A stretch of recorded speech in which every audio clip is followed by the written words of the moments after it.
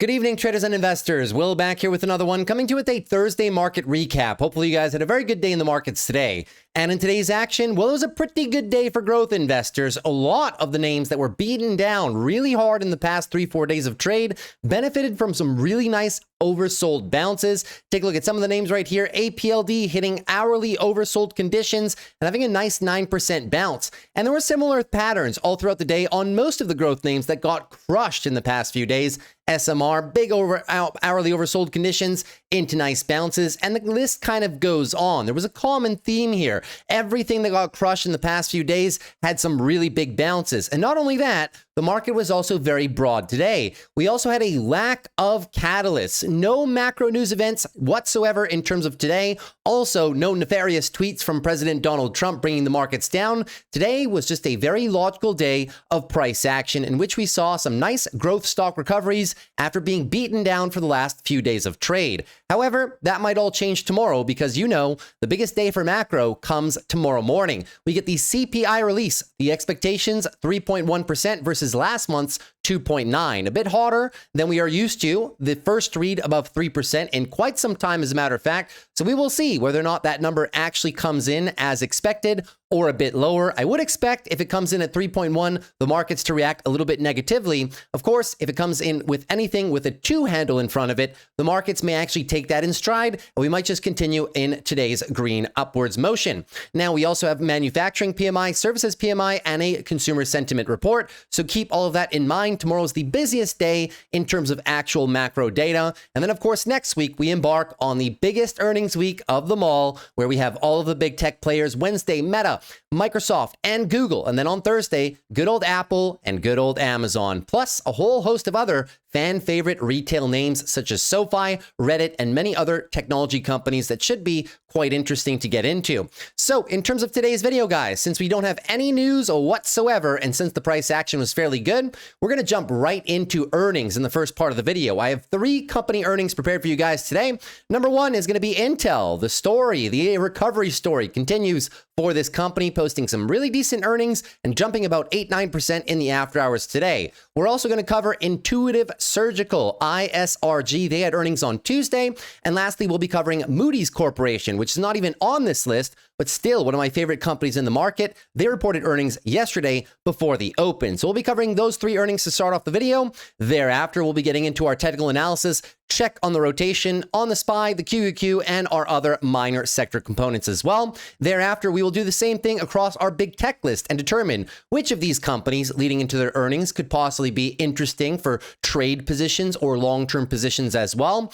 And at the very end of the video, we will check on the biggest gainers and losers of the day. They have now flipped. All of the prior biggest losers for the week now ended up on the opposite side. So is it the time to start buying some of these dips, or are the time frames somewhat a little bit unconfirmed still? And should we be a little bit more patient for a lot of these high-flying growth names? So we'll take a look at that list at the very end of the video. And that's going to be it for today. So it should be a very fun one and possibly a shorter one than usual. Let's jump right into it. So the SPY today up about 0.6%, the Qs up 0.84%, and a very decent broad market day of rotation. Not many sectors were left behind. If you take a look at the heat map right here, we'll give it a quick little refresh. You will see that pretty much all major sectors did decently, right? So take a look at technology right here. Very stark contrast to what we're seeing in the past few days. Most of the components of technology moving higher. Very decent day for semiconductors as well. And a lot of the big tech names held their own, except of course for Netflix, unfortunately, which continues to slide after their very decent earnings report.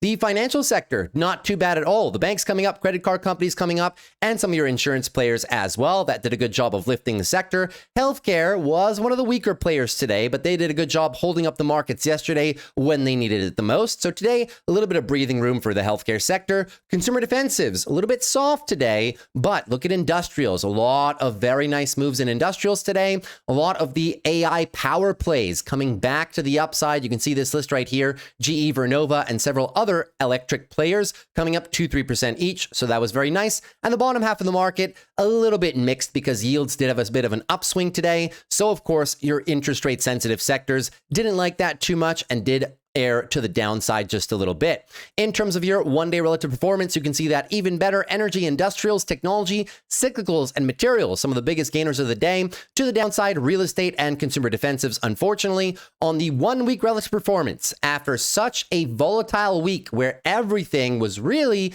getting put through the washing machine, where do we stand? Well, as a matter of fact, most of all your major components ending higher, led by energy and, surprisingly, consumer cyclicals. To the downside still, utilities and basic materials, and technology kind of buried right in the middle there at about 1.1%. So not all that bad. We will see how we wrap up the week tomorrow. Tomorrow, definitely the more volatile day in terms of macroeconomic releases. In terms of how I positioned, well, most of all my wheel trades that I took this week, I have now closed them leading into CPI, just for some risk management purposes, right? It's going to be a very busy day tomorrow morning, unsure what we're going to get. And we know the markets have been all over the place, not only this week, but the past week as well, with a lot of volatility. So I just chose to sit tomorrow out. I took all of the wheel trades for the most part off the table, all profitable positions. And now I can just sit back and watch and possibly position after, or just save all of my buying power for a super interesting week of earnings coming into the next one. So hopefully you guys have also been having a very decent week in the markets. That being said, before we get into more technical analysis, let's jump right into our earnings. We're going to take a little bit of a look here into Intel. So you can see here, Intel up about 7.31% in the after hours, and they actually had really good earnings. Now, pay attention to this beat on EPS. Now, this beat on EPS is not actually, well, real. It's because of all the investments that they got during the quarter, right? So they beat on EPS by a very wide margin, but we'll explain what happened there. And they beat on revenue by 3.7%. By most metrics, it was not a bad quarter for Intel. Beating on revenue is something that they've really been struggling with for the past 3-4 quarters, to put in those consecutive revenue beats and show everybody that their client computing division was actually not doing as terribly as people had anticipated. And that indeed was true today. Their data center business, not the brightest spot, and the foundry business, not the brightest spot either. But the reason that they beat on EPS, guys, is because they recognized a good portion of these investments. You remember the $8.7 billion US government investment when the stock was 20 bucks? Yeah, they recognized that as part of their earnings. $5 billion from NVIDIA as well, and $2 billion from SoftBank. The problem is they're reaching out to the SEC because they're not used to this accounting. I guess they're not used to having that much money thrown at them, and they want to understand how they can properly recognize these numbers on their balance sheets and on their income statements as well. The only problem, well, the SEC right now is currently underway with the government shutdown, so they're not really getting an answer. So they've included it so far, but they did also say in terms of a commentary on the earnings call that it can be potentially revised. So take that EPS number with a bit of a grain of salt. That being said, the rest of the business didn't perform too poorly at all, although they did miss on some forward guidance for Q4 sales, coming in slightly under the expectation, 13.3 versus the estimate of 13.37, and EPS coming in right in line in terms of the next quarter. So the guidance wasn't all that fantastic, but they did beat nicely on sales for this current quarter. Some of the easy numbers right here: revenue, 3% year over year. Hey, I mean, it's a change. At least it's not negative, right? Data center and AI revenue up 23% per year. That was pretty good as well. Foundry revenue, still a pain point for the company, 3% to the downside. And operating income, 164% year over year. But once again, you got to take these profit levels with a grain of salt, because they did recognize all of those investments into the company, which is also why you're seeing operating margins here tick to the upside. Let's get into the article real quick, and then we'll take a look at their earnings slides. Intel beats on sales in first earnings report since the U.S. government became the top shareholder. 10% of the company, I'll remind you.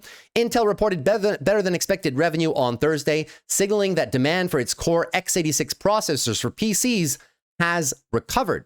Moving on further, for the third quarter, Intel reported net income of $4.1 billion, which is crazy net income. But once again, you got to take it with a bit of a grain of salt. They're recognizing a lot of those investments on the balance sheet and on the income statement as well. Intel said it received $5.7 billion from the U.S. government during the quarter.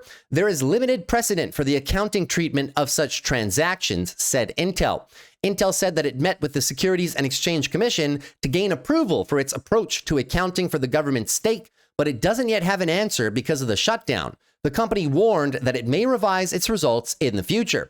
Here's what CEO Hock Tan had to say. We are fully committed to advancing the Trump administration's vision to restore semiconductor production and proudly welcome the U.S. government as an essential partner in our efforts. The company also took a $5 billion investment from one-time rival NVIDIA in September. As part of the deal, the two companies will integrate Intel's CPUs alongside NVIDIA's AI graphics processors. Intel said that demand for its chips outpaced supply. Hey, that's a first, a trend that it expects to continue through the next year. Investors are focused on the future of Intel Foundry, which manufactures chips for other companies, not just Intel's. Although for now, look at this, right? For other companies, not just Intel's, but look at the next sentence. The division requires $100 billion in capital investment, and it's yet to secure a major customer. Intel said it started production of its most advanced chips in Arizona during the quarter. The problem, though, the entirety of the revenue from Intel Foundry was to build its own chips, which is kind of funny, right? $4.2 billion in sales for the Foundry division, which was down 2% on an annual basis. And the company said it has 88,400 employees, down from 124,000 at the same time last year. So Intel cutting its workforce by about 40,000 people. And we also got news last quarter, I'll remind you, from what the new CEO was trying to do, firing 15,000 employees just last quarter for cost-cutting endeavors, trying to reduce the operating expenditures over the next 2 years by $17 billion. A lot of that had to do with the Foundry division, canceling also other factories that were being built, some across Europe, and only wanting to produce for demand. This is where Intel got it wrong over the past few years. They built way too much supply capacity, and they just did not have the order. So the new CEO cutting down on that. And the CEO, Hock Tan, said that he will personally approve all of the designs himself before they are actually put to market. So all of these things that the CEO has done so far are currently starting to pay the benefits. However, as he said himself last quarter, it takes a long time to turn around such a very large business. Now, if you take a look at some of the Intel numbers, guys, they were not all that terrible. Take a look at the revenue numbers right here, $13.7 billion, which is not too bad. Client Computing Group was doing okay. You can see here, $8.5 billion for CCG Client Computing Group, which is above the $8.2 billion posted in the same quarter last year, and a substantial increase from the last 2 quarters in a row, which was very good. And now they're saying that the PC total addressable market was above expectations, driven by the refresh in Windows 11 and now AI PCs.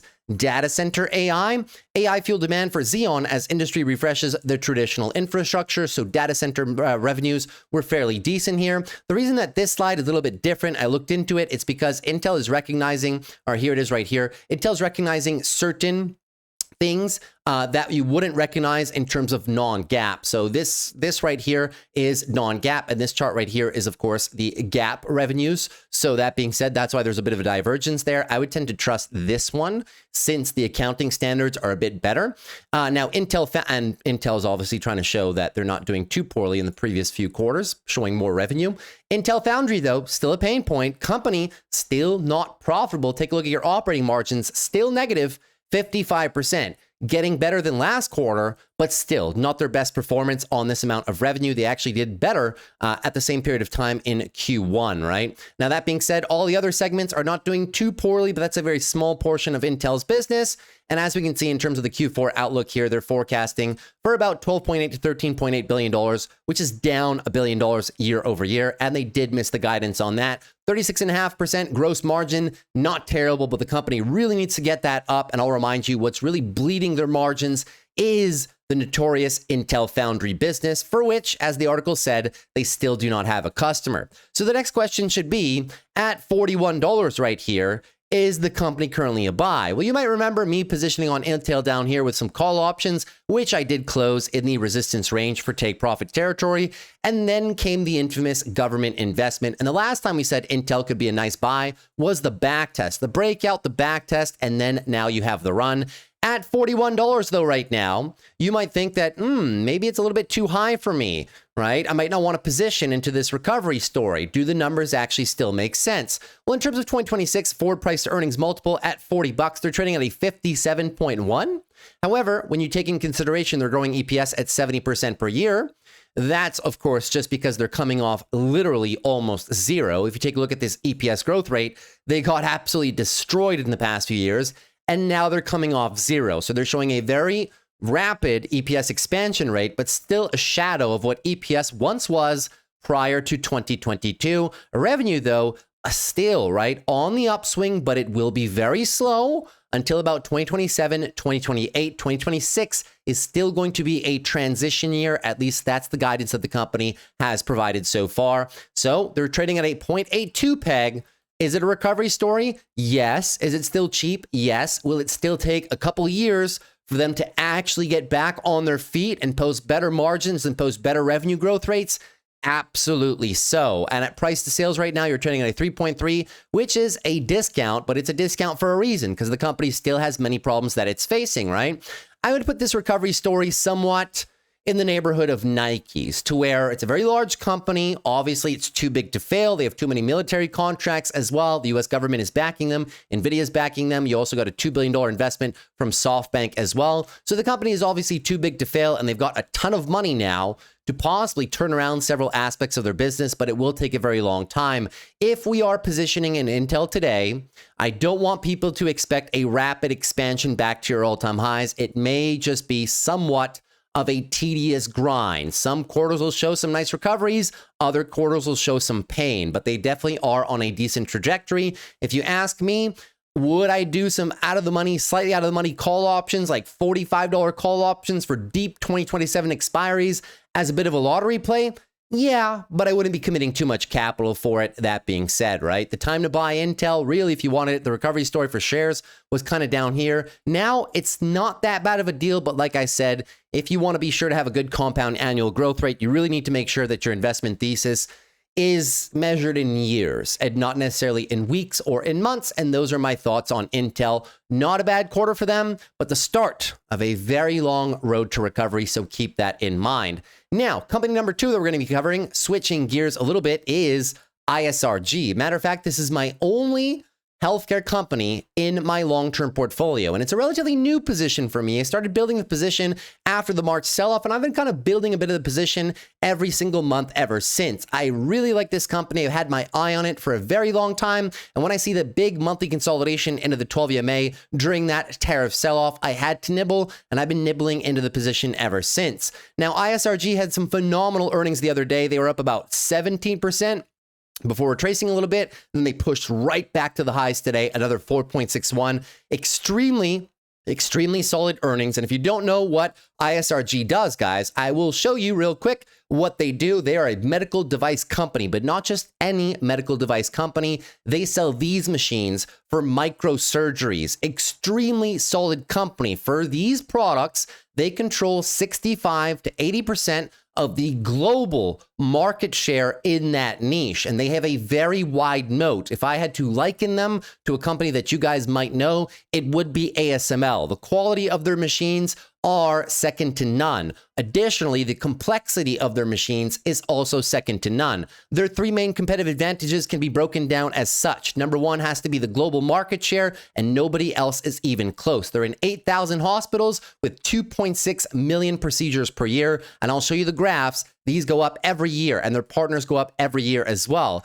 They have the market-leading tech, which is a very big competitive advantage, far ahead of the competition. They also have a subscription model, kind of like ASML, to where their machines are so complex that they have to come with a service subscription, which gives them very attractive annual recurring revenue on top of their product sales to begin with. And lastly, has to be the time to train surgeons. I've heard a lot of people talk about ISRG, but people don't talk about this one, right? This is a very important aspect of a business. When you get people into your products, is it easy for them to swap to another product? The answer is no. It takes surgeons a lot of time to train on these machines. If you take a look on forums or whatnot, on Reddit, from people who actually use these machines, the consensus is that they are widely loved by the industry. Surgeons absolutely love practicing on these machines. It makes surgical procedures, microscopic surgical procedures, extremely easy, but the training time to be proficient with them is very long. As a result, it's very tough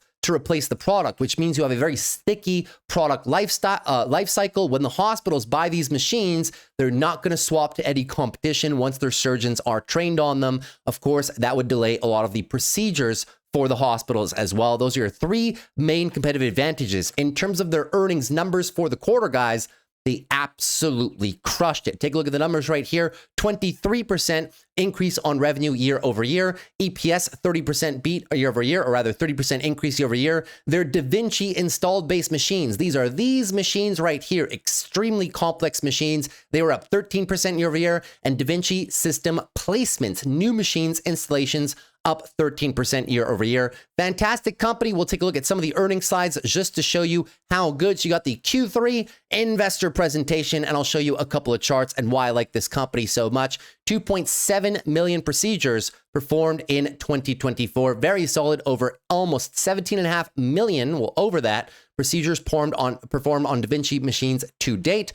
1,800 intuitive systems placed in 2024, which is extremely strong, right? 4,000 peer-reviewed articles on the company, 43,000 peer-reviewed articles published to date in medical journals. Very, very solid. You can tell your worldwide procedure trend is going nowhere in terms of general surgery, urology, gynecology. They use these machines for absolutely everything, and the procedures are just going up and up and up and up. Worldwide capital trend, system placements up and to the right. Of course, installed base up and to the right, double-digit numbers every single year. Procedure growth drivers right here, 17% year-over-year growth. Several different segments, of course, in terms of general surgery or non-urology practices, all lines of the business performing really well. Customers continue to standardize the machines. Look at these increases, guys. Extremely solid in terms of your various healthcare providers, right? The hospital operators, right?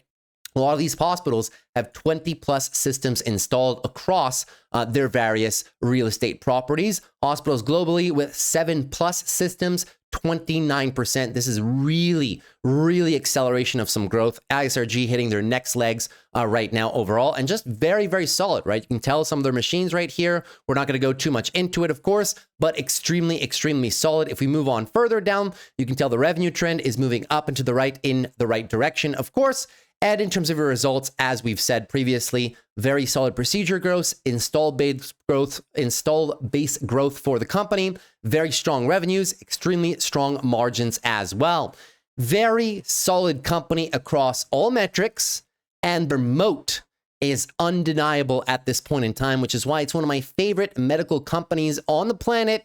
It is one of the medical device leaders overall, and they have a very solid moat. That being said, we can also take a look at some of their financials. This company benefits from very solid margins, 28%, usually always very high 20s in terms of margins. They have a lot of pricing power because they are your industry leader. And as I said as well, they have a subscription model too for the servicing of their machines. If you take a look at another highlight of the company, why I like them so much, this company has no debt. Absolutely no debt, and they just drive free cash flow to the bottom line, which is extremely attractive as well. The company does not use debt as a lever to grow the business. They're able to grow organically, all on their own. If you take a look at EPS, extremely consistent, guys, and now embarking on the second stage, or rather, I mean, this company's been around for a long time, right? But you can clearly see if we measure in the past, well, over the past 10 years type of thing, from 2018 through 2028, you can clearly see what's going on here. Acceleration of your EPS growth rate and also revenue. The trend of revenue is also accelerating. So the company, in my opinion, still has some legs. That being said, the company does not come cheap. Does not come cheap at all, because it's one of those companies, guys, with a very strong moat and very wide competitive advantages, and the switching costs, right, are very high as well. Well, Wall Street allows them to trade a little bit rich, not just a little bit, quite rich. They trade at a 57 forward price to earnings multiple. They trade at a 3.9 peg, which is why I was so happy to buy some shares down there. However, the company has always traded rich because they've always had these competitive advantages, but you can clearly tell on a long duration basis for a long-term investment, it is a very solid company to be invested in. And as a result, on any further dips, I will continue to acquire some positions. I'm in this one with a DCA basis, guys. I started here and I do my DCAs for my large account, guys, every single first week of the month. So some of my buys were here, some of my buys were here, some of them there, some of them there, some of them there. I'm just willing to accumulate ownership until my position is built out for the company. And then I will probably hold them for the next 5, 10 plus years, because I do believe that we're looking at a market leader right here. I love this style of company. High competitive advantages, high switching costs, industry leader, commanding market share, very solid profit margins, no debt. Everything is good for the company, but I will remind you, the company does trade a bit rich. It has always traded rich, and arguably it does deserve as well to trade a little bit rich. But being a company that trades a bit rich, you can have a lot of volatility. So whenever we see some big volatility events here and we can get better prices, usually always a very good time to do so. My favorite chart for this company is the 3-month time frame. When I see pullbacks here to the 12 EMA on a quarterly basis, because the company just goes on runs, man. They go on massive multi-year runs and then they consolidate. Massive multi-year runs and then they consolidate because of either the market or just catching up to its own valuation type of thing. So I love this company. I figured I should present it to you guys. I know some of you guys may be in this one from years prior. So congratulations if you are an ISRG shareholder. You must be enjoying your time right now. Super solid company. Love this one a lot. That's everything for this company. Now, company number 3, we are going to switch gears again and take a look at a bit of a more boring company, but still one of the most solid companies in the world. Full disclaimer, guys, I also am a shareholder of this fantastic company, which has as a main competitor SPGI, which I also hold as well. Warren Buffett actually owns Moody's Corporation. However, you can see from this chart, they haven't really done anything for the past year, just a massive accumulation range. However, has the company been improving fundamentals in the past year? Because when a share price stays flat, you always want to know, are they improving fundamentals or are the fundamentals staying the same? Arguably, if the fundamentals are improving and the share price is the same, you're getting a better and better deal, right? So that being said, Moody's Corporation coming out with earnings yesterday, and they absolutely smashed it. 6% beat on EPS and a 2.5% beat on revenue. Whenever Moody's or SPGI report earnings, guys, I'm very rarely concerned. These businesses almost run on autopilot. If you guys don't know what Moody's does, of course, they are one of the largest credit rating agencies on the planet. And they also have a very nice data subscription analytics business, which gives them some very juicy annual recurring revenue.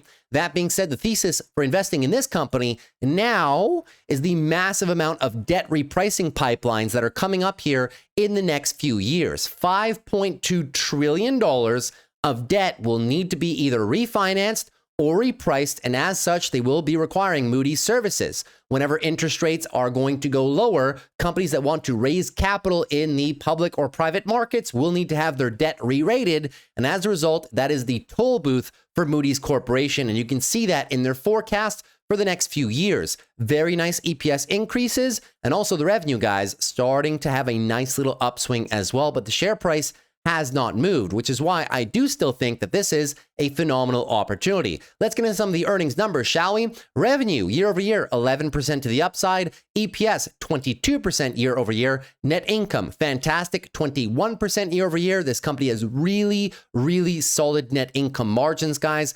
30+% net income margins over the course of the past few quarters. Very solid. That's quite standard for them. Mid-20s all the way to low 30s is historical averages, and a nice little increase in operating margin here as the company just continues to become more and more efficient. Let's move into some of the earnings slides, and I'll show you what I mean in terms of that efficiency. So the company has 2 divisions. One is called Moody's Investor Services, which is their credit rating agency, and the other is called Moody's Analytics, of course, for their data analytics business, whereby they sell data to institutions, to banks, to other financial players in the game. Take a look at Moody's Investor Services here. Very solid increases in operating margin of 5.6% up to 65.2. Of course, we can highlight the fact that it's their 3rd quarter of over $1 billion in revenue, but I want to focus on the efficiency of the business right here. Moody's Analytics division, right? 4% boost in adjusted operating margins up to 34.3%. Very solid, and net increases in ARR of about 8% year over year. So it's not the sexiest growth, but it is certain growth, which is I'm also a big fan of, especially when the company has a very wide moat as well. In the fact that, let's be honest, there's only really 3 credit rating agencies worth their weight in the world. S&P Global, Moody's Corporation, and Fitch, right? And Moody's is the biggest one, of course, with SPGI. Now, MIS, here you can see Moody's Investor Services. They're talking about the refinancing wall, the debt repricing wall that Moody's will have access to. You can see here that it's grown now. 5.2 trillion. If you look into the maturities, it's through 2029. So very solid in the next few years unlock, in my humble opinion.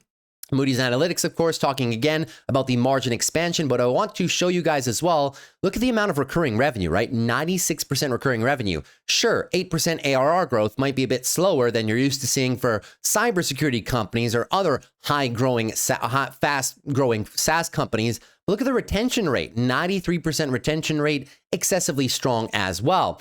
If we take a look a little bit further down here, you can see that in terms of their investor services, all divisions of that business are looking pretty good here for a total gain of 12% year over year. They give a little bit of a more of a breakdown, right, in terms of your issuance. So obviously they rate tons of different types of debt, whether it's investment grade, leveraged loans, high yield bonds, structured finance, financial institutions, public and infrastructure debt as well. Look, the guidance for most of these guys, they've increased the guidance for the end of the year. Extremely solid. And that pipeline, as I said, is extremely wide, $5.2 trillion for the next 4 years. They'll be getting a decent chunk of that as well. In terms of the analytics business, of course, they have a couple different segments in that business, most of them all performing very well in terms of annual recurring revenue increases. And overall, guys, I mean, Moody's, they're just doing very well, right? They increased their guidance for the end of the year. In the July quarter, you can see that for investor services, the focus was on operating margins of 61 to 62, increased to 63 to 64. And down here, Moody's Analytics, 32 to 33. They're coming in at the top end here of 33. So not too bad at all, guys. They increased the guidance almost across the board. Total operating margins, effective tax rates are going to be a little bit lower. Increase in terms of EPS metrics, increase in terms of share buybacks, and increases in terms of free cash flow to the top end of the range of 2.5 billion. All that being said, they're doing really well. So this company that does not grow top line revenue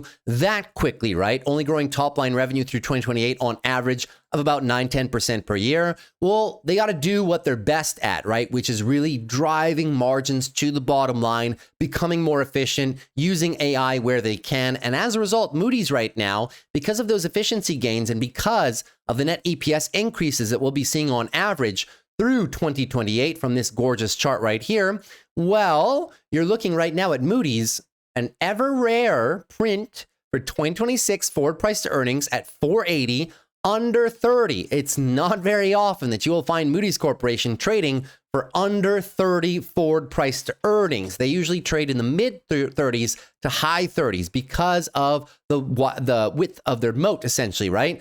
They trade under a 2 peg. I do not remember the last time that I saw Moody's under a 2 peg, but I believe it was during the big old tariff sell-off at a trailing 12-month free cash flow of about 2.78%. The company's balance sheet is also very solid. They bring in a lot of free cash flow per year. You can see that right here. Sure, they do have a bit of debt, but nothing substantial. Decent free cash flow per year and decent cash on the balance sheet as well. This is an A-plus company. It might be boring for some people, but for the right person with the right portfolio, it may just be a very attractive fit for you, especially at these lowered valuations, finally on improving fundamentals, and now still in the confines of a 1-year support range. Very attractive monthly consolidation, and we might just be looking in the next few years at some nice expansion because of those investor services revenue gains stemming from the debt repricing pipelines. Solid earnings from Moody's, improving efficiencies where they can, large debt pipeline to be repriced in the next 3-4 years, which does make this one of my favorite ones to possibly accumulate some more shares for the long-term portfolio to the upside. And if you have a big portfolio as well, we've been having a lot of fun in the Discord selling some short puts into that nice support area too. And with that, that concludes all our earnings for the day. Hopefully you guys enjoyed those. I tried to keep them a little bit shorter than usual, just so we can focus a little bit more on the charts towards the tail end of the video. So speaking of the charts, let's get into them, shall we? Okay, so taking a look at the SPY right now, not much has changed, guys. The daily higher lows are still set at the lows of yesterday. Still a very nice daily uptrend on the SPY, but as I'll remind you, right, a big day of volatility tomorrow. So we will see, are the bulls able to push through the all-time highs with a favorable CPI report, or will we get beaten right back down to the lows and possibly have to go into a bit more daily consolidation? Of course, we don't know, but I'm prepared either way with a ton of buying power. The weekly charts still look quite decent. The weekly bulls, are still in full control of this chart right now. Weekly lows are still set down here at about 651 to 645, and just pay attention to the bearish narratives, right? You guys know the drill. Whenever you get one of these bearish narratives that hits at some point during a day, well, the markets can kind of take a bit of a pullback. If inflation comes in way harder than expected, it'll bring back the good old stagflation narrative, the market overvalued narrative as well. And of course, next week we have a ton of catalysts, anything from earnings, the big tech earnings, of course. We have Jerome Powell with a rate cut next week, and we also have President Trump possibly meeting with President Xi in South Korea. So keep that in mind. Next week will be extremely busy, and we will have a lot of fun next week, suffice to say. Moving into the QQQs, same analysis. Daily higher low is set down here. The bulls are trying to go for it, but it's all going to be dependent on CPI. If you break down a little bit lower, I'll remind you, your line in the sand level is down here at support 596 down about 590. Not too bad. Your weekly bulls are in control. They have a lot of space, and your weekly higher lows are still down here at about 590. The reason I'm not projecting too hard on the charts right now is because tomorrow is the biggest day of volatility for the week. And of course, next week is big tech earnings, right? So when you have so many volatility catalysts lined up back to back to back, tomorrow CPI, next week all of big tech, the rate cut, the meeting with President Xi, the price action is going to be arguably all over the place depending on those releases, right? So keep that in mind. I would love to say that we are poised for just further market continuation because that's how it looks like on the weekly, guys. But you can't get complacent when you have such a big week of volatility ahead.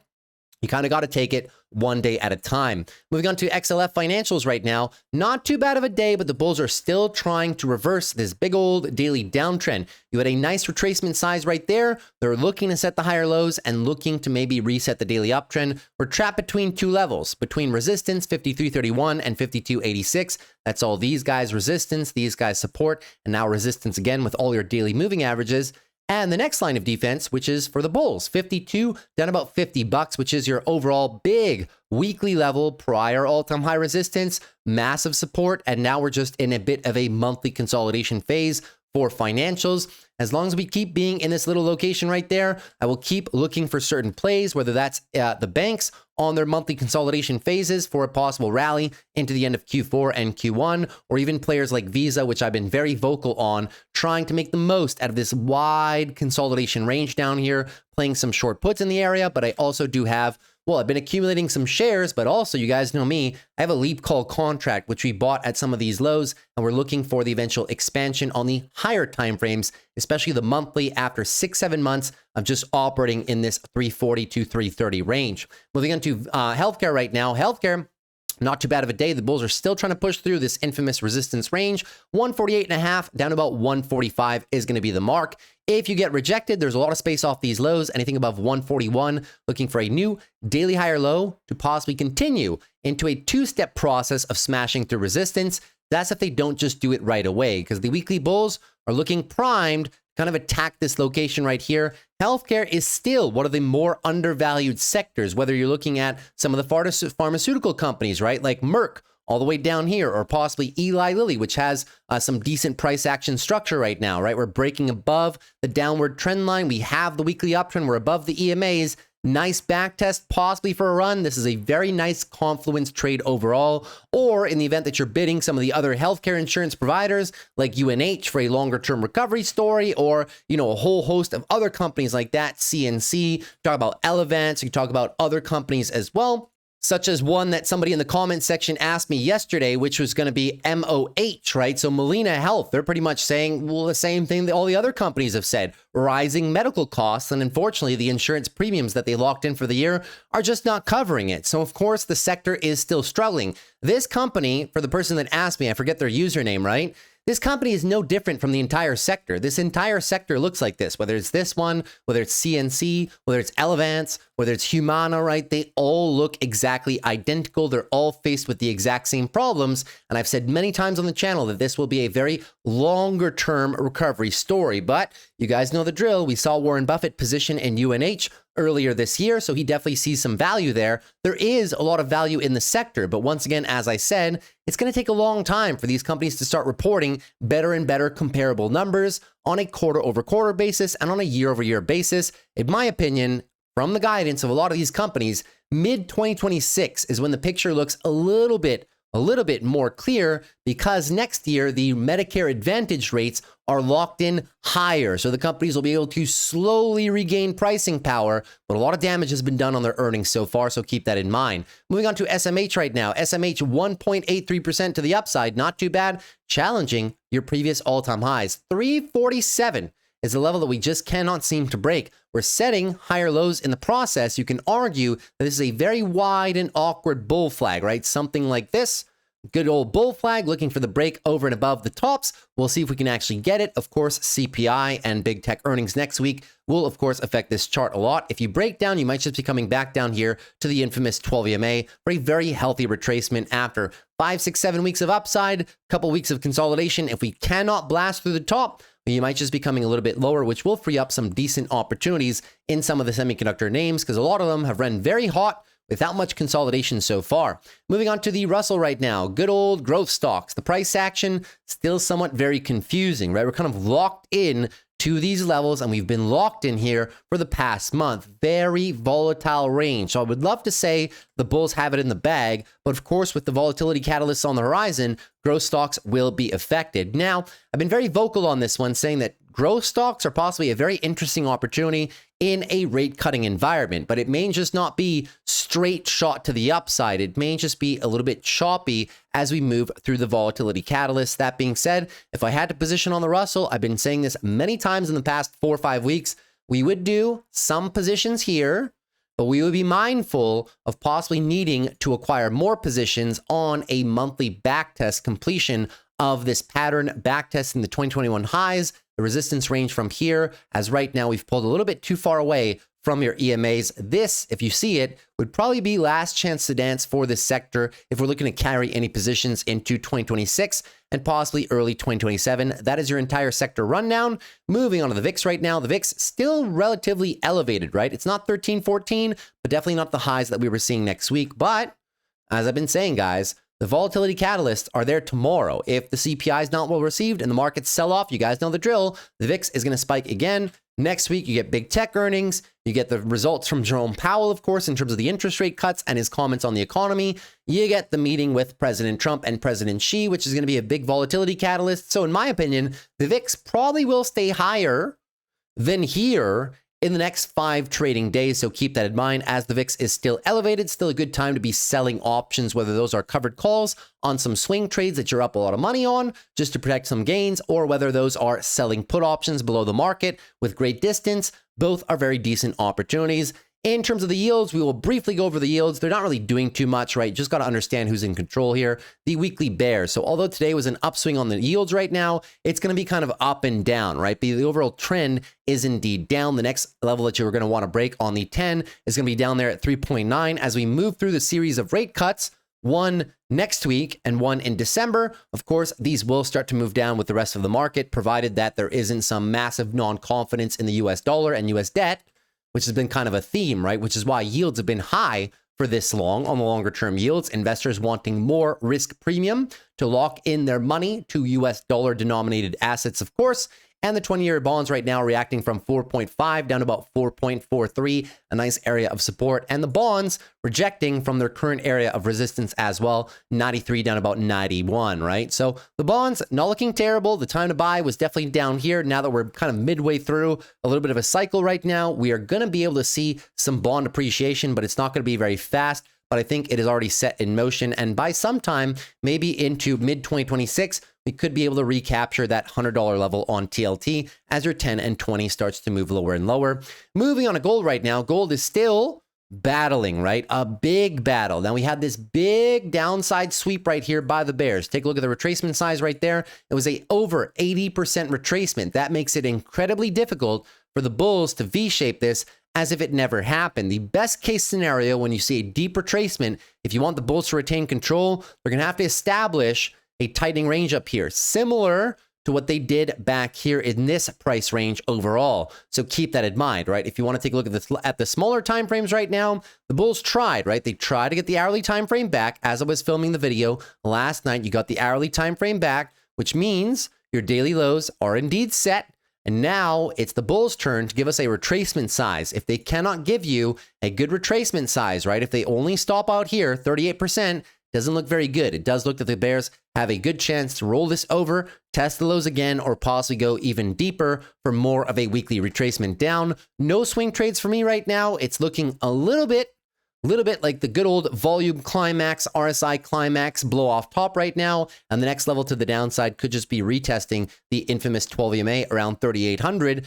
I would be somewhat interested in possibly looking at some positions, provided that the price action is favorable as we move down into those levels.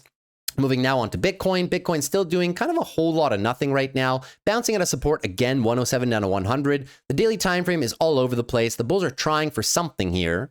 But if you want to get the daily uptrend, you got to crack above 114. Unfortunately, that being said, the weekly is also very, very choppy. They try to go for the weekly uptrend, get shut down again. The clearest time frame, in my opinion, guys, is the monthly, right? This is just very healthy monthly consolidation above a key area of interest in the 12 monthly EMA down there. The bulls have done this many times over the course of the past 2.5 years, and this might just be time number 3 before we embark on another leg higher of Bitcoin, provided the markets remain in a bullish environment. I do believe Bitcoin will follow. Decent time to be accumulating some Bitcoin and or selling some puts down there. We've been having a lot of fun doing that in the Discord as well. And lastly, moving on to Ethereum. Ethereum also price action a little bit soft, right? The bulls are trying for something here. They're trying to desperately defend the 4,000 down to 3,700 range. Some people would call this a bear flag, and you might be right. On the weekly time frames, the bias is definitely to the downside. Bearish, right? Weekly downtrend right now, which is synonymous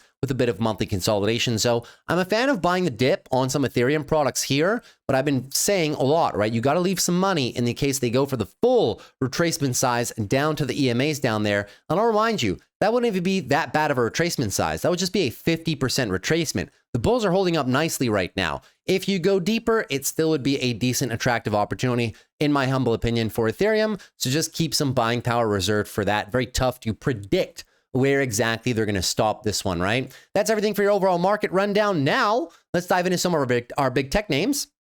So first off, moving into Apple. So Apple not performing too poorly today, guys, but the bulls are still looking for a little bit more, reacting from the prior resistance range, which is now support, very close to the all-time highs.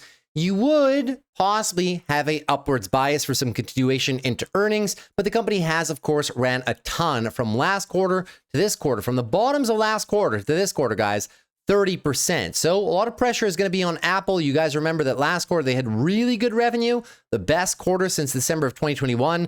They should be having very good iPhone sales numbers, of course, right? And their guidance in terms of their future, well, the current product releases for the future is going to be huge, especially in terms of Macs, iPads, wearables, etc., and their services division. I'm not positioning on Apple before earnings. A lot of my swing trades were done down here and here into the top end of the levels. Now all my trades are basically off the table. And for long-term investments up here, in my opinion, not the best bet in the market right now, trading above a 3 peg, which is quite rich even for Apple. Moving into AMD right now, AMD up 2%, very solid day for them, trying desperately to protect right now. We remember the line in the sand was right here, 228. You did not close below. You tested it, but did not close below. The bulls are trying to protect this daily uptrend and all their momentum. The daily 12 EMA has finally caught up to the price right now. The weekly is not looking that bad either. It's just continuation of the weekly up cycle, of course, and the weekly higher lows are all the way down here at about 150. So in the event that tomorrow and next week is unfavorable for the markets, and you get a bit of an AMD unwind, just understand what they're going for. Pretty much just going for weekly consolidation. And the closest area, in my opinion, probably be the prior highs right here, 210, which the candle clipped into as well. But other than that, you really don't have much price action up here. As a result, at 240, fundamentally wise, is AMD still a buy? Well, it's not the best buy anymore as it was down here, or lastly here when the price was at a 1.5, 1.4, 1.6 peg. Right now, it's above a 2 peg. Forward price to earnings is about a 62, although they are growing revenue and EPS nicely. You can't really say AMD is cheap anymore, right? Not as we were saying previously. So I'm fully loaded up on AMD for everything, but I'm not putting any new positions on AMD. My price target for the company, though, in 2026 is well above $300. Moving on to Amazon right now, in my opinion, which is one of the best buys in the market, Amazon, 221. They were up about 1 0.44% today. Not the worst. The bulls are trying to go for the new daily uptrend, but we're moving into resistance. 227 down about 218. It's been a very challenging area for the bulls, not only here, but also back there. So it is a quite important level. We will see if they can get some lift into their earnings, but keep in mind, earnings next Thursday. And with all the volatility next week, I wouldn't be surprised if Amazon probably not going to break these lows of support down there at 206, but maybe also not smash the new all-time highs. So we might just be stuck somewhere in this resistance range for the next 4 or 5 trading days. A big focus for Amazon earnings, of course, is going to be on the AWS growth.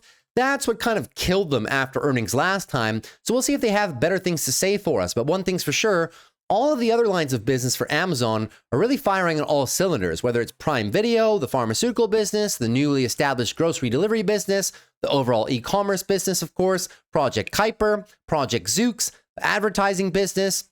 So many different parts to the Amazon narrative, right? And all of them looking very bullish for the future, which is why at about 220 at a 1.74 peg, still one of my favorite bets in the market, and also a company that year to date is still lagging behind the overall index. Take a look, guys. Year to date performance on Amazon still flat for the year. Moving on to our next name right here, Google. Google up about 0.5%. They've been having some pretty good news all throughout this week, but no changes in price action. Of course, Google has earnings next Wednesday. As a result, similar to other big tech names, I'm not expecting a crazy blast off through the top. I'm also not probably expecting a crush below 236 much before those earnings. I think earnings is going to be the biggest catalyst for the company, of course, in the next week, right?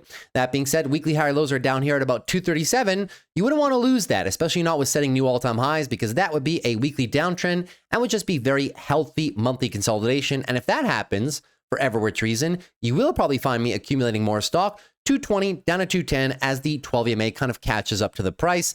A big focus, of course, for the company will be monitoring search revenue, because there's still this kind of cloud above Google of whether or not the LLMs are currently disrupting the search business. So we'll have to take a look whether cloud, ads, and search are all good for next week. I'm thinking that their earnings should be pretty good. But of course, when you have a stock that's ran so much, we've seen what's happened time and time again this quarter, right? Companies that have ran tremendously a lot into this quarter's earnings, sometimes even when they report really good numbers, the stock just doesn't move. So I guess we'll see what happens. Moving on to Meta right now. Meta flat on the day, 0.08% to the upside, trying to reclaim this good old 730 area, right? Prior support, resistance here for a while, resistance here for a while, prior all-time highs. So you can definitely tell there's something going on at these levels. But then again, they do have earnings on next Wednesday, same as Google, same as Amazon. I'm not expecting a crazy Meta rally beyond the all-time highs before earnings. And I'm also not expecting them to lose this support area, 706 to 680. But if we do revisit it, decent area, in my opinion, for some swing trade longs. Weekly is currently still in a bit of a downtrend, and the monthly, as a result, is still just in consolidation mode. It's been like a quarter of consolidation into confluence, right? Prior resistance, current support, 12 EMA is almost matching up with the price. Decent area of confluence to be building either some swing trades or some longer term portfolio longs, as we know that the valuation is not that bad. Moving on to Microsoft right now, literally flat on the day, no change. Microsoft bulls are trying to go for some sort of a daily trend breakout, some sort of a range high breakout as well, but they do have earnings next Wednesday. So similar to the other companies, I'll be saying this for the next few days, guys.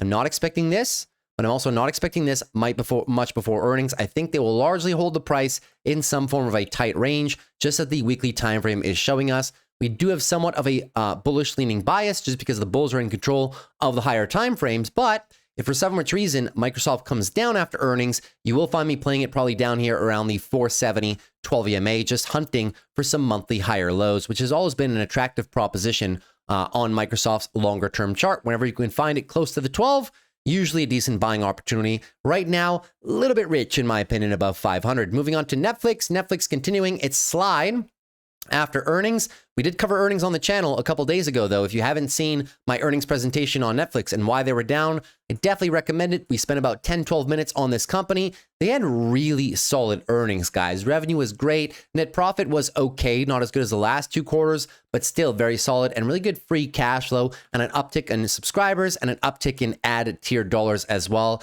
It's just this Brazilian tax dispute that kind of took away from the company. But, now we are finally in my buy range, $1,100 down to about $1,000. That's where the valuation for me makes a little bit more sense. take, another 7% off this. They're currently trading in the 1.7 peg area and a forward price to earnings here of about mid-30s, which is not all that bad for Netflix. I also do believe that management's guidance for 2030 is probably more accurate than not. I'll remind you, management is gunning for a $1 trillion market cap. So this little discount here provided and a nice monthly consolidation into the 12 EMA could be a nice area to accumulate some Netflix shares. No short-term swing trades for me, just accumulating some longer-term shares. Moving on to NVIDIA right now.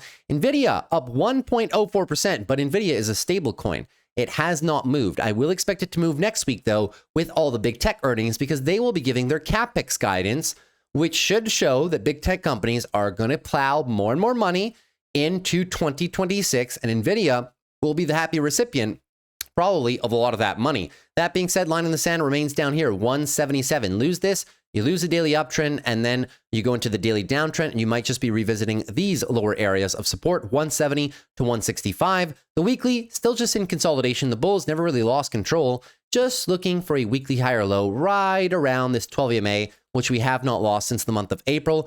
NVIDIA is actually not looking bad, man, for a breakout trade.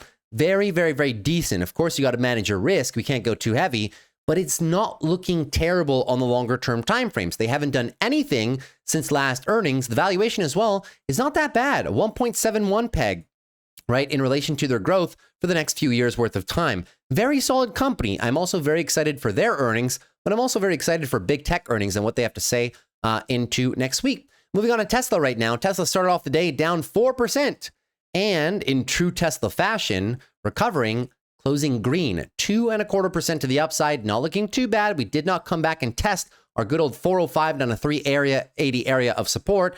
But early this morning, there was some really nice opportunities, as I was saying in yesterday's video, to sell some puts under the market while the volatility was still solid. That being said, you might assume from today's candle that we might be going for a big old breakout. But if the news tomorrow is not that good, you might just get sent back down into this kind of consolidation range. The weekly time frame is not looking that bad. You can argue that it has been a bull flag. The good thing about this consolidation range is they did it at the top end of a move. In the first 38% of the move, whenever you see bulls holding the price so high and not giving back so much, the bias is indeed for the upside break and continuation and breakout out of this bull flag. They did not backtest support, but still, the chart is not looking too bad. We covered Tesla earnings yesterday on the channel, so make sure if you didn't see that, go back and watch it. It's about a 10, 12-minute segment as well.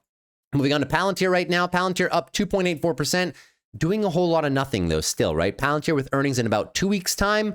Maybe, just maybe, we don't get much in terms of Palantir breaking out higher before earnings.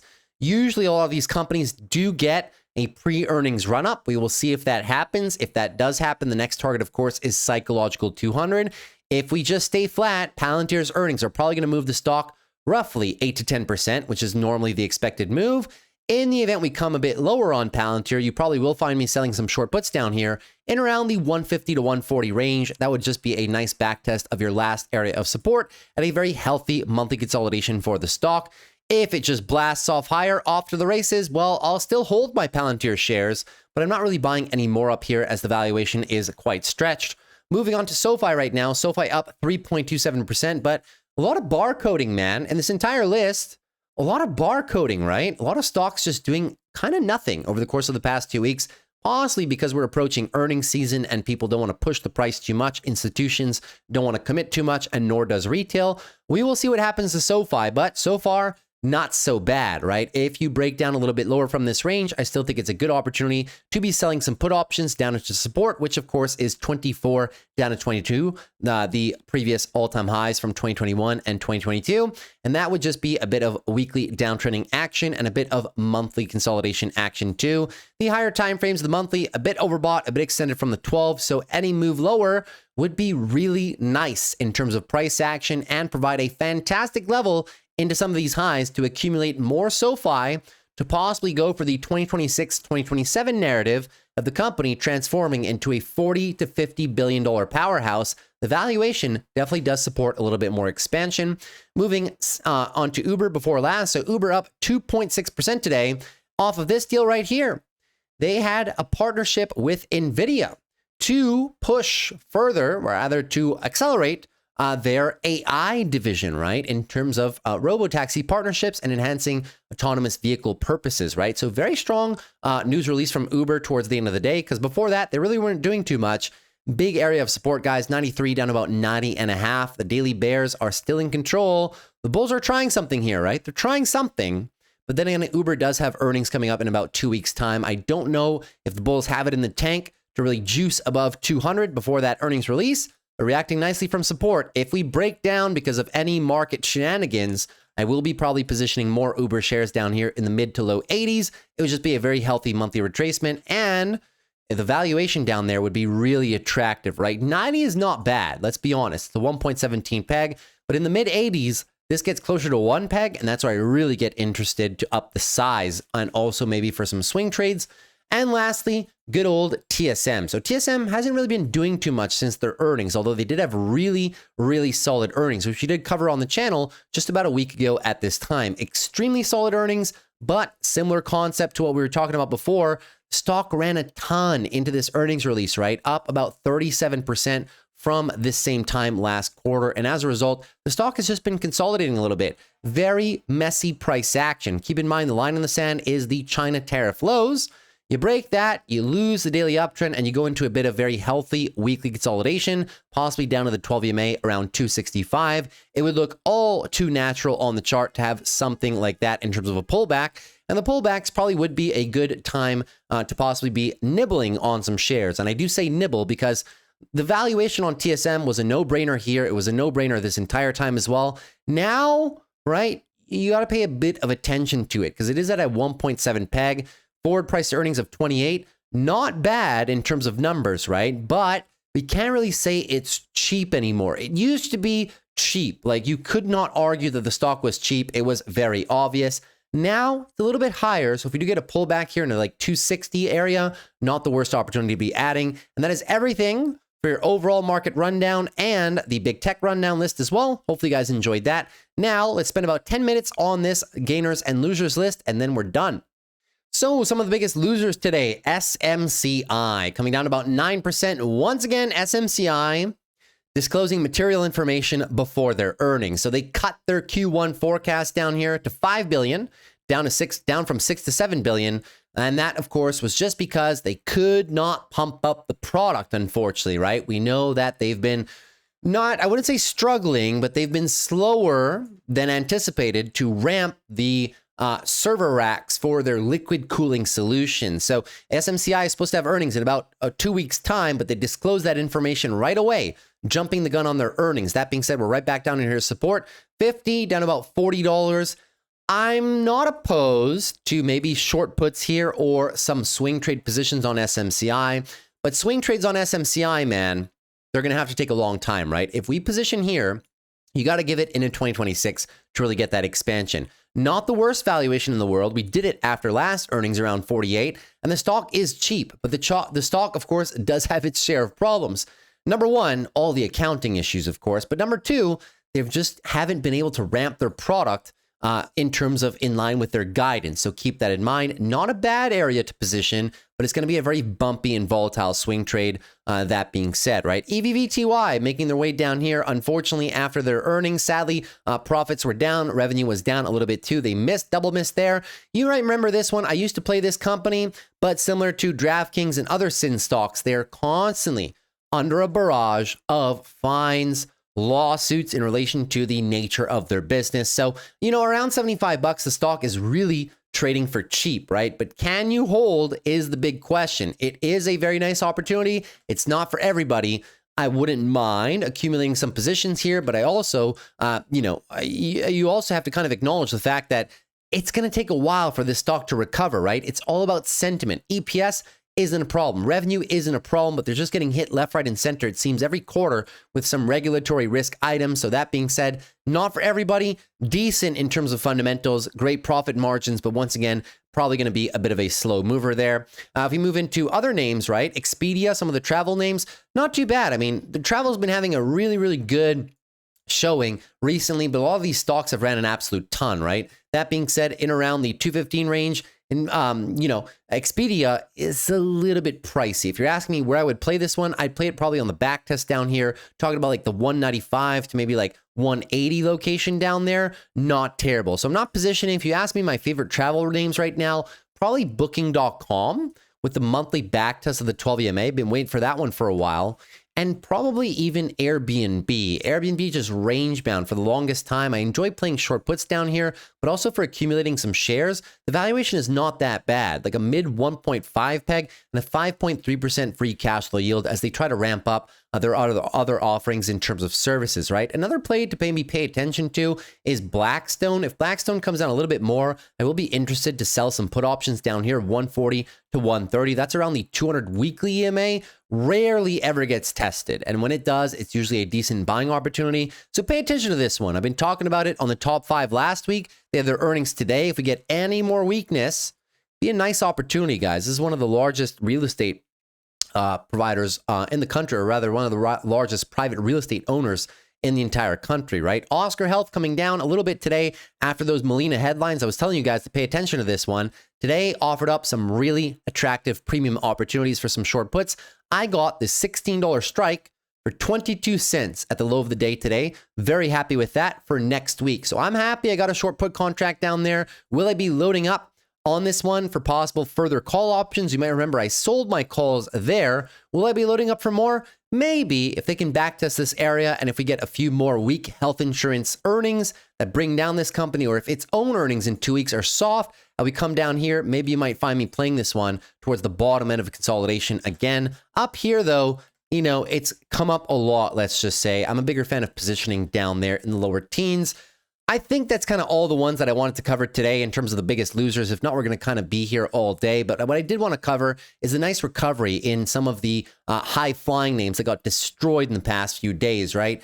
Is the sell-off done, guys? Let's be honest, nobody knows, right? After 1 day of recovery, it's not enough to set the trend. We know they came down a lot. Big retracement sizes, the bears have the chance to capitalize, go for the daily downtrend, go for a bit more weekly consolidation. So just keep that front and center on your horizon, right? I'm not looking to call a bottom here to position with some call options with some super high IV. I'm not looking to maybe buy a whole bunch of shares here, looking for the continuation of the blow off top. I'll just wait for the price action to kind of settle, right? These had ridiculous rallies to the upside. I'm not sure if that's all we're going to get. I mean, granted, these sell-offs were quite substantial. APLD came down a ton. SMR came down a ton. You might remember the way that I've been telling you guys that I was playing them was selling short puts under the market and benefiting from the volatility. So we're just going to go back to the all-time highs as if nothing happened. I have my doubts, but not too bad of a day in terms of bounce. We'll see whether or not the bulls have it in them for a big retracement size or whether or not the bears are able to continue these daily downtrends, continue healthy weekly consolidation, cool off these weekly RSI levels, tag some of your larger moving averages there. A couple targets for me. SMR, I don't mind this one so much in around 30. APLD, I don't mind this one so much in around the mid 20s. Iris Energy, I don't mind this one so much in around the lower 40s for positions. NBIS, I don't mind this one so much around the lower 90s, which is pretty much the area after the big Microsoft deal, that 20 billion Microsoft deal, give or take, right? Not too bad. So I'll look to play these with a bit more volatility on the downswings, but as of right now, I'm not going to get ahead of myself and try to predict, that, yeah, that was the bottom. We're going right back to the all-time highs. It might just be very choppy for a minute as we move through next week as well. And I think that's it, right? Special shout out to a few names out there. Affirm is probably one of my still favorite names for 2027. Talking about recovery of the consumer in 2026 and 2027. So this one, I like this one for out of the money call options, leap call options. You might remember I had some. The last time I bought them was here. I sold them literally at the earnings top, and I've been looking for a chance to reposition. I do believe that monthly consolidation is coming possibly towards the end. We're coming into the earnings. I do believe that earnings should be good. They gave great guidance last quarter for this upcoming quarter for client growth, user growth, right? And just the fact that they have lower delinquency rate than some of their industry peers like Klarna or like Sezzle or like, Square's buy now, pay later firm. So around 70, guys, not that bad. So Affirm is probably one of my favorite bets, but keep in mind, it's the no recession thesis. No recession, consumer recovery. This is probably going to be a very hot stock. If you get some more consumer pain or whatnot, it's just going to delay the stock's performance, of course, and maybe something like a new holdings, right? Look at new holdings. Phenomenal push right there. Weekly uptrend, back test, prior highs, and now maybe looking to march a little bit further. Is it too late? We derived the 2027 and 2028 base and bull case scenarios for the stock. Still some decent upside for both of those situations in the next few years. It is, though, a fundamental expansion play. And I think that's kind of it, right? Today, I mean, we could talk about so much of these names, but a lot of these names are just recovering. Cybersecurity, very decent push. CrowdStrike pushing the all-time highs, very strong into their own earnings season. Cloudflare having a great day, right? Pushing off the lows right there. Palo Alto Networks pushing off the lows. If you ask me for my favorite two picks in cyber, probably Rubrik. Rubrik's a bit unassuming right now, but the chart looks phenomenal for possible monthly consolidation into expansion legs. And also good old SentinelOne, this AI company, right? Cybersecurity AI company with phenomenal growth rates and possibly a buyout target, a prime buyout target. It's only a $6 billion company. They're growing metrics really well. But for some reason, this stock just does not want to move that much. But I will continue to accumulate some positions down here. Cybersecurity, not looking the worst at all. And then the other names are just a bunch of names that we've already covered at some point this week overall. So, maybe if we notice more changes, we'll cover them a little bit more. But for the time being, guys, pretty much done, right? Took you guys through a ton of different plays. Shout out to CoreWeave. CoreWeave not looking the worst, bouncing out of support right here, 124 to 115. You guys know me, I'm already positioned heavily in this one for the long term, just because of the longer term thesis of expansion for the company, right? Which is also the same thesis as you would take if you're investing in NBIS or Iris Energy, right? It's kind of like a deep 26, 27, 28 thesis, because they got to build out the data centers for which they got all that money so far. And then they obviously have to scale them into a profitable endeavor. So I think that's going to be pretty much it for today, guys. We covered a lot of stuff today, so hopefully you guys enjoyed. If you did, consider dropping a like on the video. Would really appreciate it for the growth of the channel. Consider subscribing to the channel if you're new. Would love to have you back. We do these every Monday to Friday after the close. And last but not least, if you can please leave some comments down below. If you have any questions whatsoever, I would love to help you out. Or if you just want to say hello and thanks for the video, I appreciate those types of comments as well. It really helps for the engagement, for the YouTube algorithm, and a whole bunch of stuff that I don't really understand, but apparently it does help the channel out. Last but not least, if you don't want to trade the markets alone and would rather be a part of a trading and investing community where we trade the markets actively every day, but also build very solid long-term portfolios in the process, you may consider joining our trading community of over 300 other different members.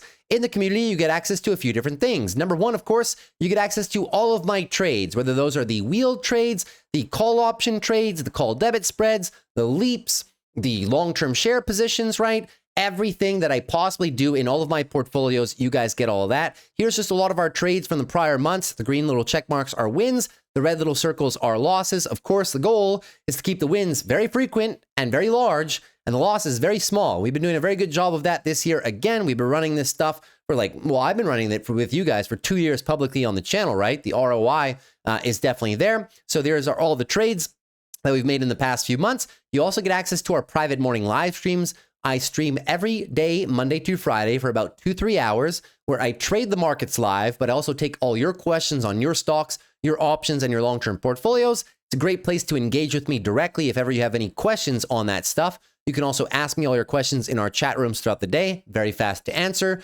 Also, all our Discord members get access to my private video education section. Over 15 hours of educational content that I don't put on YouTube. How I do my technical analysis, fundamental analysis, building up trading portfolios, various options trading strategies and best practices for leaps, debit spreads, credit spreads. So many different strategies in there as well. So much different educational content. One of our members' favorite segments in there. And last but not least, as a little bit of a bonus, you get access to all of my charts and all my watch lists that I use to trade the markets every day. Whenever you see support resistance levels like this and you just don't want to draw them on your own, whenever you see fundamental breakdowns like this and you just don't want to draw them on your own or don't want to do them, you can just copy paste all of mine.